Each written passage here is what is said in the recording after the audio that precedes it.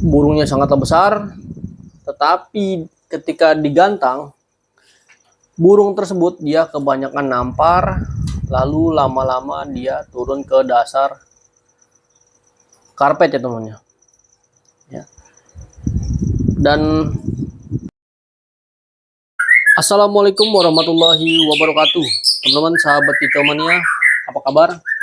Berjumpa lagi dengan saya atau channel kecil saya, Dayat Murai teman-teman. Channel kecil yang selalu membahas konsisten tentang perawatan murai batu dari nol sampai dengan juara. Dan insya Allah yang saya bagikan itu semua perawatan murai batu saya teman-teman, yang dari nol sampai dengan juara. Dan teruntuk judul di konten saya ini teman-teman, saya telah menghadirkan salah satu murai batu saya ya yang terbaru, yaitu karakternya giras ya teman-teman, dan burungnya sangat gacor sekali ya. Burungnya sangatlah besar, tetapi ketika digantang, burung tersebut dia kebanyakan nampar, lalu lama-lama dia turun ke dasar karpet ya teman-teman ya. Dan kenapa langsung saya bahas di konten saya ini teman-teman, karena menurut saya ini sangat penting ya. Dan untuk judul konten saya ini yaitu penanganan murai batu tipikalnya giras ketika dia di rumah gacor, di lapangan gacor, lalu pada saat di lapangan atau digantangkan, dia itu nabrak teman-teman. Dia nabrak sangkar atau nabrak jeruji, serta dia turun ke dasar tangkringan. Nah, teman-teman pasti penasaran ya, ini penyebabnya apa dan solusinya bagaimana. Langsung saja teman-teman, nggak perlu berlama-lama karena channel saya ini channel sangat singkat, padat dan jelas ya. Yang pertama-tama saya selalu mengingatkan kepada teman-teman ya, di setiap teman-teman merawat murai batu pasti dipertemukan dengan dua karakter ya. Ya, kalau teman-teman nonton channel saya dari awal sampai akhir, biasanya teman-teman dapat mengingat setiap konten-konten saya selalu mengingatkan kepada teman-teman, di dalam merawat murai batu pasti teman-teman dapat menemukan dua karakter ya, karakter jinak dan karakter giras ya. Teman-teman mau bermain murai batu jenis apapun, mau Borneo, Bordan dan lain-lain, itu biasanya dapat dipertemukan dengan dua karakter tersebut ya. Jadi yang pertama teman-teman kenali dulu karakternya, atau ke jinak dan atau ke giras. Karena dari dua perawatan tersebut itu settingannya berbeda teman-teman. Langsung saja kita bahas teman-teman ya. Yang pertama settingan murai batu jinak ya. Murai batu jinak itu dasarnya birahinya tinggi, staminanya kurang dan tenaganya kurang ya.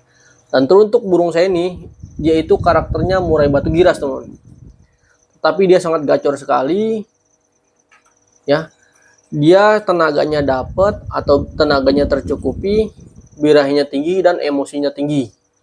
Kalau murai batu giras yang tipikalnya gacor seperti ini teman-teman, jadi pada saat dia over emosi atau dia over birahi ya, burung tersebut itu ketika ketemu lawan di lapangan, nah birahi serta emosinya memuncak lebih tinggi lagi teman-teman. Jadi dia nabrak atau dia nyerang lawannya, dan atau dia juga turun ke dasar tangkringan. Jadi fix ya teman-teman, murai batu yang nabrak ornamen atau nabrak jeruji sangkar ya, dan turun ke karpet, khususnya karakter giras ya teman-teman, itu menandakan burung tersebut over birahi dan over emosi ya. Kan ada juga ya teman-teman kadang menyimpuli juga, atau para senior murai batu kadang menyebutkan kalau murai batu over emosi biasanya dia nabrak sangkar full materi. Nah itu fix over emosi teman-teman.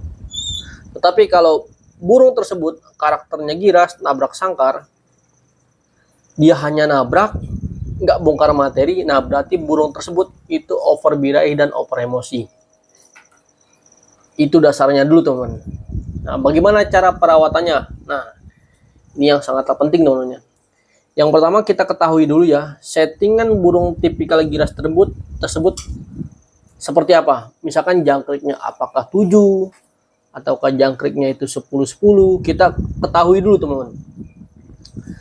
Kalau misalkan jangkriknya ketinggian, kategori jangkrik 10 kan untuk murai batu biasanya itu kategori settingan tinggi ya teman-teman. Jangkrik 10-10 pagi dan sore itu menurut saya kategori settingan tipikal tinggi. Nah, saran saya diturunkan teman-teman menjadi 55 atau 77 teman-teman. Lalu pemberian kroto. Nah, pada burung seperti ini yang faktornya tinggi serta dia gacor, menurut saya wajib diberikan kroto teman-teman. Krotonya jangan terlalu banyak ya. Misalkan sehabis jemur, biasanya burung-burung yang faktor tinggi seperti ini yang dia giras ya, biasanya dijemurnya itu nggak terlalu lama teman-teman. Karena ketika dia dijemur lama, dia itu akan cepat mangap dan akan cepat sekali minta diangkat teman-teman.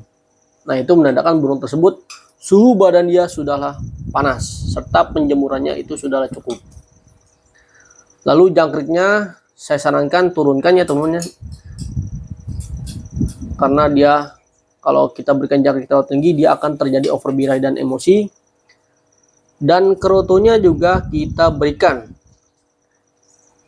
porsinya 1 sendok makan, tetapi itu kroto yang bersih ya teman-teman. Kenapa saya sarankan untuk memberikan kroto? Kroto itu fungsinya untuk menstabilkan stamina dan menstabilkan durasi kerja pada murai batu. Ya, jadi semua itu ada fungsinya teman-teman. Jangkrik itu fungsinya untuk tenaga, ulet kandang itu fungsinya untuk stamina, kroto itu fungsinya untuk stamina dan untuk meningkatkan durasi kerja pada murai batu. Lalu pengumbaran juga fungsinya untuk meningkatkan napas serta tenaga pada murai batu. Jadi kita ketahui dulu teman, apakah burung kita ini kelebihan tenaga atau over atau kekurangan tenaga. Jadi penanganannya itu nanti akan cepat teman-teman. Dan untuk pemandian pada burung ini, saya sarankan mandikan itu sekitar 2 hari sekali ya teman-teman. Dimandikannya di sore hari, waktunya sore hari teman. Karena mandi pagi itu beda fungsinya juga teman. Mandi pagi itu fungsinya untuk meningkatkan birahi, mandi sore itu fungsinya untuk menstabilkan birahi, dan mandi malam pada murai batu itu fungsinya untuk menurunkan birahi dan menurunkan emosi. Ya, jadi menurut saya kalau untuk burung-burung gila seperti ini silakan saja dicoba untuk dimandikan di sore hari. Berbeda dengan murai batu yang jinak, itu teman-teman harus dimandikan di malam hari. Ya, karena dia biar stabil, biar staminanya serta faktornya ada teman-teman. Lalu untuk kroto sudah saya bahas tadi teman-teman ya. Dan untuk pur sama seperti burung-burung saya yang lainnya, saya berikan pur topsong ya, topsong coklat. Dan pengumbaran saya rasa pada burung-burung yang giras seperti ini, kita cukup memberikan pengumbaran setelah lomba teman-teman. Kenapa saya katakan seperti itu? Dia itu kan sudah giras ya, jadi kita harus perlu jaga stamina dia serta birahi dia teman-teman. Berbeda dengan burung-burung jinak ya, itu wajib kan kita umbar. Kalau nggak kita umbar, dia akan terjadi nge-Batman. Sedangkan burung-burung giras seperti ini, saya rasa ketika di rumah dia tidak akan menjadi ngelowo atau nge-Batman teman-teman. Nah, untuk settingan lomba, nah ini sangatlah penting ya teman-teman. Pada burung-burung yang over emosi serta over birahi seperti ini, saya sarankan jangan melakukan settingan yang berlebih teman-teman ya, atau settingannya ditinggiin. Menurut saya itu jangan teman-teman, itu sangat berbahaya sekali ya teman-teman. Itu kita pakai settingan standar, dan kalau bisa mau jalan dimandikan terlebih dahulu. Nah, dimandikan lalu dikasih keroto sedikit teman-teman. Dan di lapangan nggak usah dipakai ulat Hongkong lagi ya teman-teman ya, karena dia sudah over emosi dan sudah over birahi. Oke teman-teman, saya rasa cukup ya. Itu dia cara tepat saya penanganan murai batu yang giras, gacor di rumah maupun di lapangannya. Lalu ketika digantang dia tidak jalan atau nabrak dan turun ke dasar karpet serta tidaklah juara teman-teman. Sudah saya bahas secara lengkap. Kurang lebihnya saya mohon maaf ya teman-teman. Silakan kunjungi Facebook saya teman-teman ya, Dayat Murai, dan Instagram saya Dayat Murai teman-teman. Nanti akan teman-teman akan melihat sebagian murai-murai batu prestasi saya yang sudah saya masukkan, karena itu cuma sebagian saja teman-teman, lainnya sudah kehapus ya di memori saya yang satunya lagi. Oke teman-teman, saya rasa cukup. Wabillahi taufiq wal hidayah. Wassalamualaikum warahmatullahi wabarakatuh. Salam kicau mania.